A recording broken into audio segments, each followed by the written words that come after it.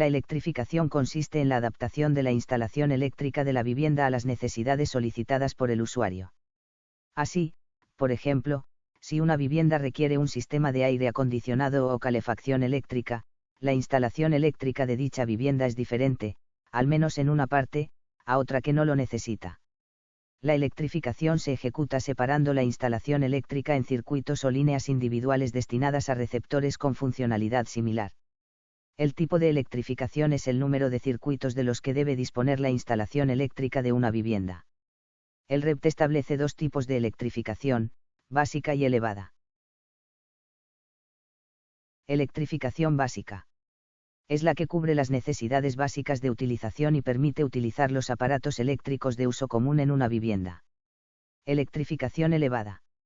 Es la utilizada en viviendas en las que el uso de aparatos electrodomésticos es superior al de aquellas con electrificación básica.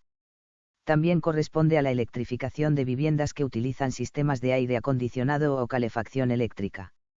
En cualquier caso, este grado de electrificación debe ser aplicado en aquellas viviendas cuya superficie útil sea superior a 160 metros cuadrados.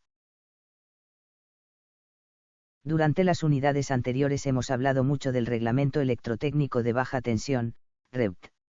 El primer Reglamento Electrotécnico de Baja Tensión, REBT, aprobado en España data de 1973 y ha estado vigente hasta la aprobación del actual REBT, en el 2002.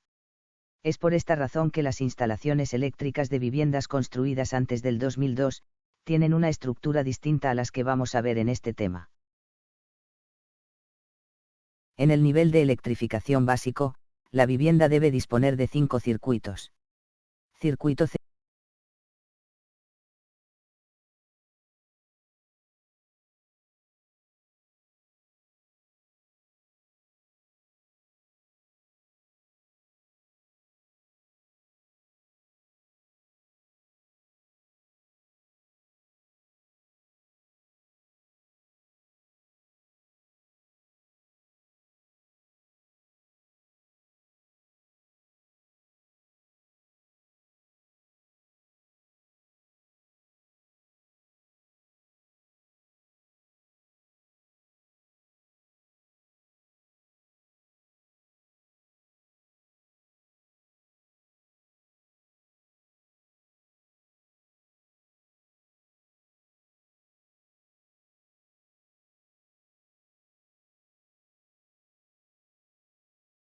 En el circuito C4 destinado a alimentar la lavadora, el lavavajillas y el termo, se recomienda hacer un circuito independiente para cada electrodoméstico, con su correspondiente interruptor magnetotérmico, sin que esto suponga pasar a electrificación elevada.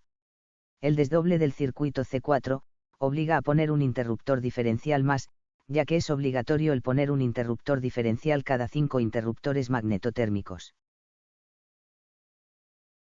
En el nivel de electrificación básico, la vivienda debe disponer de más de 5 circuitos, pudiendo llegar a 12.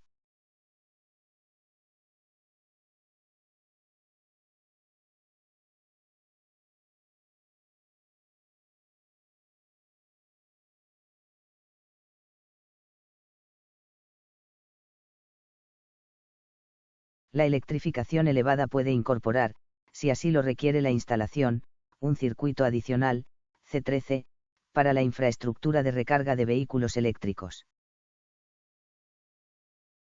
Desde el Cuadro General de Protección, CGP, se realizan las derivaciones a los diferentes circuitos, en función del tipo de electrificación elegido.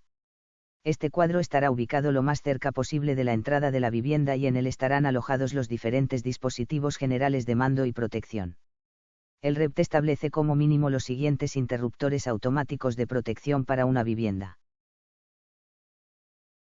Un interruptor general automático, IGA, de corte omnipolar dotado de protección contra sobrecargas y cortocircuitos, con una intensidad nominal mínima de 25 amperios. Uno o más interruptores diferenciales que garanticen la protección contra contactos indirectos de todas las derivaciones o circuitos, con una sensibilidad máxima de 30 mA. Interruptores automáticos, PIA, para cada uno de los circuitos de la vivienda, dotados de protección contra sobrecargas y cortocircuitos. PIA, pequeño interruptor automático. Las intensidades mínimas de corte de estos interruptores aparecen en la siguiente figura.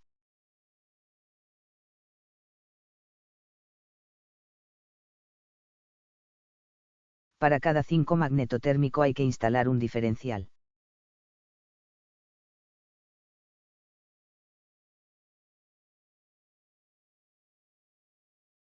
El interruptor de control de potencia, conocido habitualmente por sus iniciales ICP, es un interruptor automático que instala la compañía distribuidora de electricidad para que el usuario de la vivienda no supere la potencia contratada. Se suele instalar un ICP monopolar para el corte del conductor de fase. En este caso, el neutro pasa directamente al IGA. Algunas compañías eléctricas suelen instalar un ICP de corte omnipolar, ya que este dispositivo pertenece a la compañía eléctrica y no al propietario de la instalación eléctrica.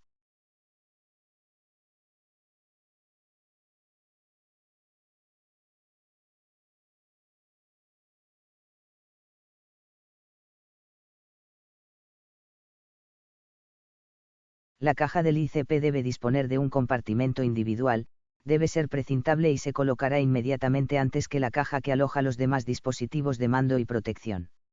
El ICP no debe sustituir en ningún caso al IGA. Actualmente el ICP está tendiendo a desaparecer, ya que su función, que es la de limitador de potencia, la está realizando de forma más efectiva los contadores digitales que están instalando las compañías eléctricas. En el interior del cuadro, debe existir una pletina o tira de bornes para la conexión del conductor de protección.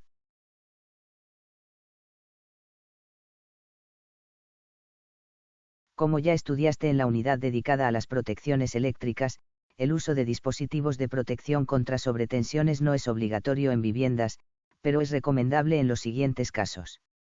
Instalaciones domóticas. Con sistemas de telecomunicaciones en azoteas. Instalaciones en zonas con más de 20 días de tormenta al año. Instalaciones con equipos especialmente sensibles y costosos, como pueden ser equipos informáticos.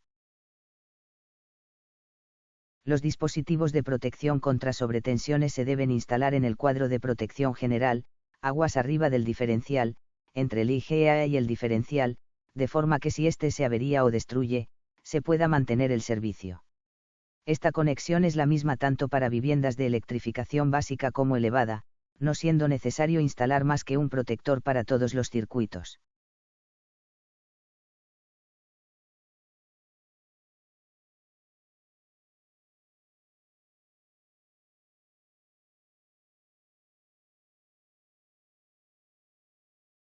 La conexión a tierra debe ser lo más directa posible, ya que el funcionamiento correcto de este tipo de protección depende en gran medida de esta derivación. En viviendas con instalaciones antiguas que no disponen de espacio en el cuadro general de protección siempre queda el recurso de instalar protectores enchufables en las tomas de la vivienda que se deseen proteger. En este caso, la derivación a tierra se consigue a través del contacto P del propio enchufe. El REPT establece unos puntos mínimos de utilización en cada uno de los circuitos, en función del grado de electrificación. En las siguientes tablas, se muestran de forma gráfica cuáles son esos puntos mínimos de utilización. El número de estos puntos dependerá de la superficie y la longitud de las estancias.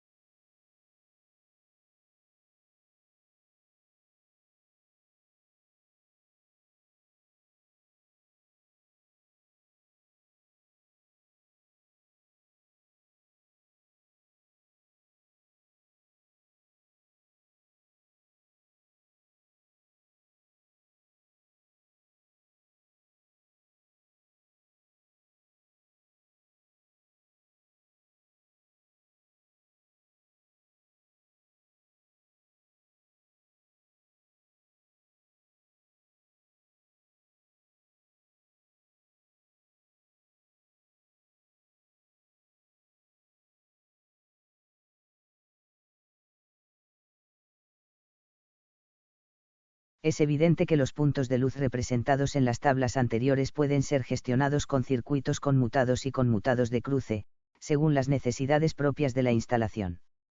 Es importante recordar que para el circuito C4 se recomienda el uso de 3 circuitos independientes, uno por aplicación, lavadora, lavavajillas y termo.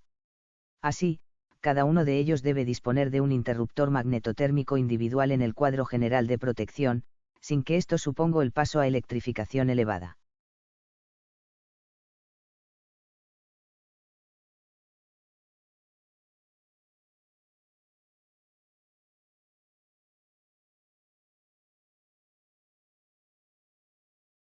En la actualidad, los únicos tipos de enchufe permitidos en aplicaciones domésticas son el de 16 a 250 V, modelo C2A, también conocido como Chuco. Se utiliza para aplicaciones de uso general en la vivienda y en el sector terciario. El de 16 a 250 V, modelo C3A, de características similares al anterior, con la diferencia de que dispone de una espiga saliente para el contacto a tierra. Su uso solamente es obligatorio en aquellas instalaciones en las que es necesario diferenciar entre fase y neutro. El de 25 a 250 V, modelo ESB 25-5A. Se destina a la conexión del horno y de la cocina eléctrica. El de 32 a 250 V, modelo ESB 32-5A. Se utiliza para aplicaciones en hornos y cocinas cuya corriente sea superior a la de la toma anterior, 25A. En el momento de la publicación del REP del 2002, no se hacía referencia a dicha toma de corriente, pero se admite su uso para instalaciones que cumplan dichos requisitos de corriente. Tiene el mismo aspecto externo que la anterior. En instalaciones de nueva construcción, no es posible el uso de tomas de corriente que no dispongan de toma de tierra o que no coincidan con la forma de las nombradas anteriormente. No obstante, los fabricantes están autorizados a venderlas para la reposición en instalaciones antiguas. Conexión entre bases de enchufes. Como ya estudiaste en una unidad anterior, las bases de enchufe se conectan en paralelo entre sí y al circuito destinado a su alimentación. Así, una técnica habitual en instalaciones antiguas consistía en conexionar unas con otras las bases de enchufe mediante lo que los técnicos denominan habitualmente coser las bases. Sin embargo, en la actualidad el REP no permite dicha técnica, siendo necesario llevar dos conductores más P de cada una de las bases hasta la caja de registro en la que se encuentra la línea repartidora del circuito correspondiente.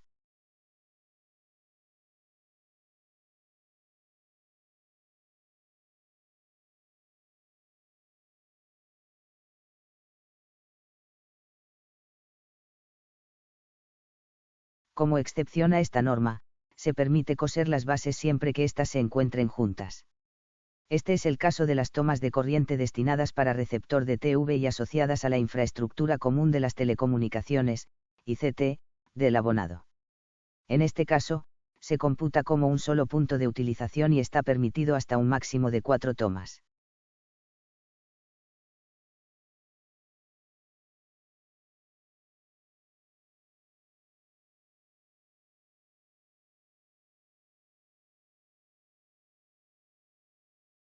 Las tomas de corriente que están comandadas por un interruptor, como es el caso de las lámparas de noche utilizadas en dormitorios, son considerados puntos de luz del circuito de iluminación C1 y, por tanto, no pueden ser utilizadas para conexionar en ellas receptores de potencia. Dicho interruptor puede estar incorporado en la propia toma de corriente o mediante uno independiente que esté junto a ella. Debido a las condiciones de humedad y la forma de uso que hacen las personas de los cuartos de baño y aseos, estas estancias de la vivienda pueden ser peligrosas si sus instalaciones eléctricas no se han realizado adecuadamente. Para garantizar la seguridad de este tipo de instalaciones y de sus usuarios, el REP establece una clasificación de 4 zonas de protección, denominadas Volumen 0, Volumen 1, Volumen 2, Volumen 3. En función del volumen existen limitaciones en ellos para instalar el cableado y la paramenta eléctrica. En este caso, todas las partes metálicas, motor, bañera, tuberías, etc., deben disponer de una conexión equipotencial a la toma de tierra con un cable que puede variar entre 2,5 y 6 milímetros cuadrados.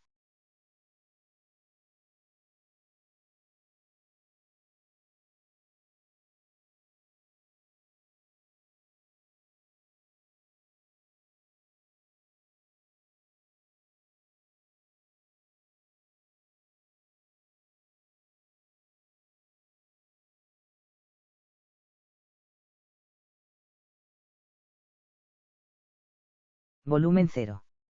Comprende el interior de la bañera o ducha y en ningún caso se podrán instalar en el mecanismos. En cuanto al cableado, está limitado al necesario para alimentar los aparatos eléctricos fijos situados en este volumen. Por ejemplo, los necesarios para el mando de una bañera de hidromasaje. Volumen 1. Comprende el plano horizontal situado a 2,25 metros por encima del suelo de la superficie que ocupa la bañera o ducha. El cableado está limitado al necesario para alimentar los aparatos eléctricos fijos situados en los volúmenes 0 y 1. En este volumen no está permitida la instalación de mecanismos, excepto aquellos interruptores para circuitos de muy baja tensión, 12 voltios en alterna y 30 voltios en continua, siempre que la fuente de alimentación esté ubicada fuera de los volúmenes 0, 1 y 2.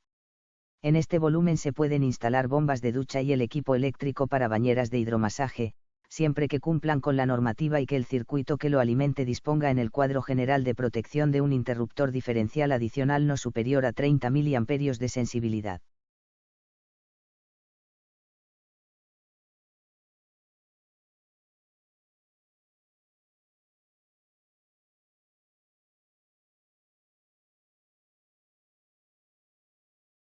Volumen 2. Comprende los planos verticales y horizontales, situados a una distancia de 0,6 m de la bañera y a 2,25 m por encima del suelo, respectivamente. Por esta zona solamente puede pasar el cableado necesario para alimentar los aparatos eléctricos fijos situados en los volúmenes 0, 1 y 2. En ella solamente se pueden instalar los interruptores de muy baja tensión, nombrados en el volumen 1, además de tomas de corriente para afeitadoras con transformador de aislamiento. En este volumen se instalan las luminarias de la estancia y, de forma fija, ventiladores y aparatos calefactores.